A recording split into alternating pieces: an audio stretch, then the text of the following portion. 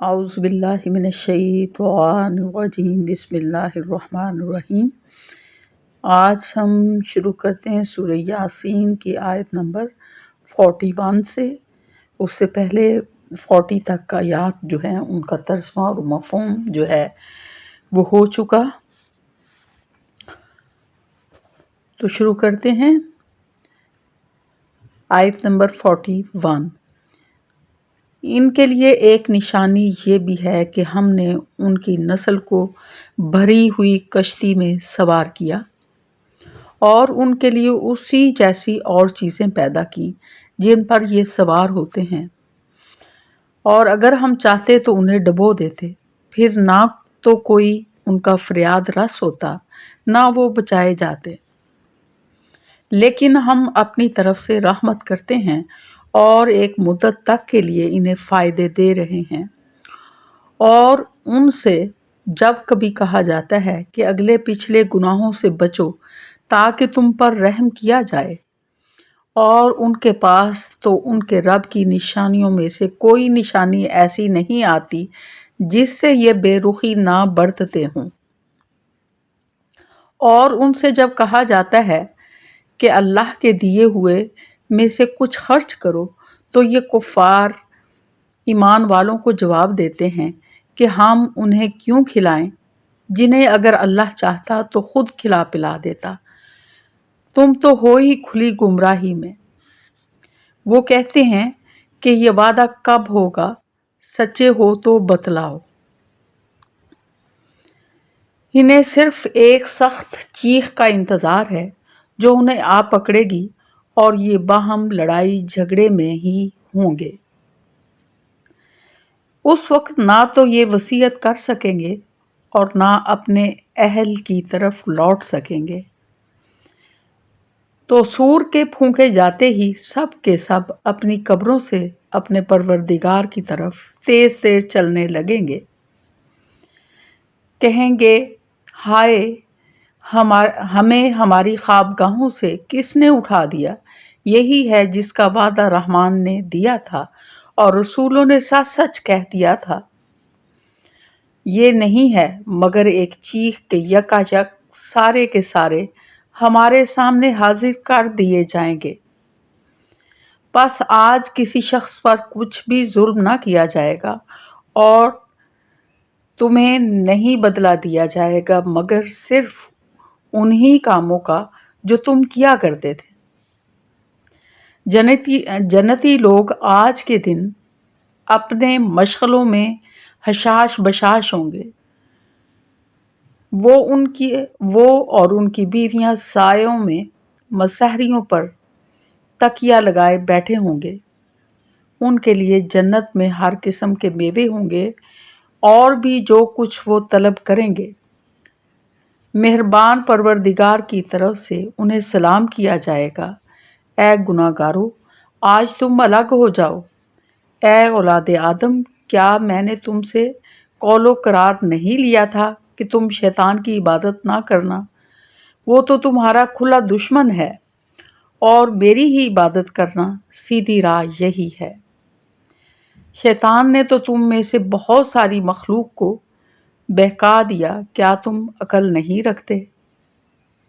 یہی وہ دوزخ ہے جس کا تمہیں وعدہ دیا جاتا ہے۔ اپنے کفر کا بدلہ پانے کے لیے آج اس میں داخل ہو جاؤ۔ ہم آج کے دن ان کے منہ پر مہر لگا دیں گے اور ان کے ہاتھ ہم سے باتیں کریں گے، ان کے پاؤں گواہیاں دیں گے ان کاموں کی جو وہ کرتے تھے۔ تو آج ہم ترجمہ جو ہے یہ سورہ یاسین کی آیت 65 تک کیا ہے۔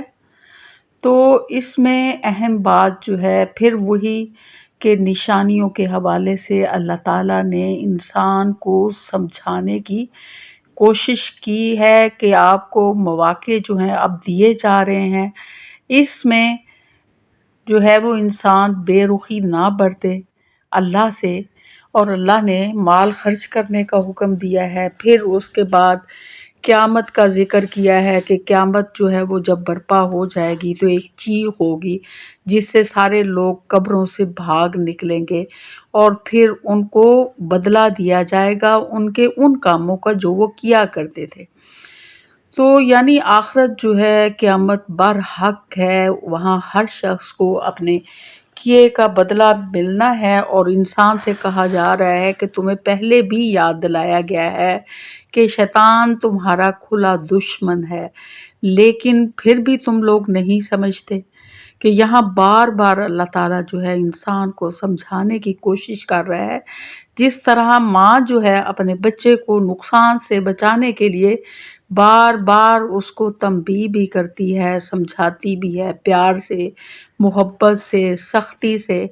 تو اللہ تعالیٰ نے بھی کا انداز جو ہے ایسا ہے کہ اللہ نے نعمتیں دی ہے، پھر انسان کو اس کی اوقات یاد دلائی ہے کہ وہ کس چیز سے پیدا کیا، ذرا اپنی حقیقت کو تو دیکھے، پھر انجام کی بھی خبر دے دی ہے، ہمیں کتاب بھی دے دی ہے اور بتا دیا ہے کہ کھلا دشمن کون ہے کہ تمہارا، اور پھر بتایا گیا ہے کہ جو تم ہاتھوں سے اور اپنے اعضاء سے جو جو کام کرتے ہو تو قیامت کے روز جو ہے تمہارے منہ پر مہر لگا دی جائے گی، اور پھر تمہارے ہاتھ پاؤں جس سے تم آنکھیں جس سے غلط کام کرتے تھے وہ خود گواہی دیں گے کہ اس بندے نے مجھ سے یہ کروایا، مجھے فلاں جگہ غلط کام کے لیے لے کے گیا، فلاں چیز آنکھوں سے غلط دیکھی، اور ہاتھوں کا استعمال جو ہے فلاں غلط کاموں کے لیے کیا۔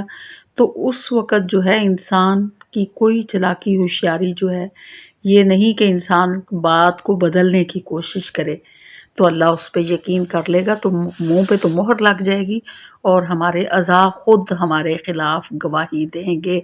تو ہم کس کے لیے اتنا اس کو سجاتے بناتے ہیں اس جسم کو جو کہ ہمارے ہی خلاف گواہی دے گا، تو ہمیں جو ہے اس سے نتیجہ یہ نکلتا ہے کہ ہم اپنے اعضاء کو، اپنے جسم کے ایک ایک حصے کو صرف اللہ کی رضا کے لیے استعمال کریں، تاکہ اللہ تعالیٰ نے جو ہمارے لیے اتنی زیادہ اخروی نعمتیں رکھی ہوئی ہیں اس کے ہم مستحق ہو جائیں۔ اللہ تعالیٰ بار بار سمجھانے کی کوشش کر رہا ہے، کاش ہماری عقل میں یہ باتیں آ جائیں، جبکہ ہمارے پاس اب وقت ہے۔ تو جب وقت ختم ہو جائے گا پھر یہ سمجھانا بھی ختم ہو جائے گا، ہر چیز ختم ہو جائے گی، مواقع بھی ختم ہو جائیں گے، پھر ہم بے بس ہو جائیں گے، اور پھر ہمیں جو ہے وہ سزا کا سامنا کرنا پڑے گا۔ اللہ تعالی ہمیں ہدایت کے راستے پہ چلائے۔ وآخر دعوانا الحمدللہ رب العالمین۔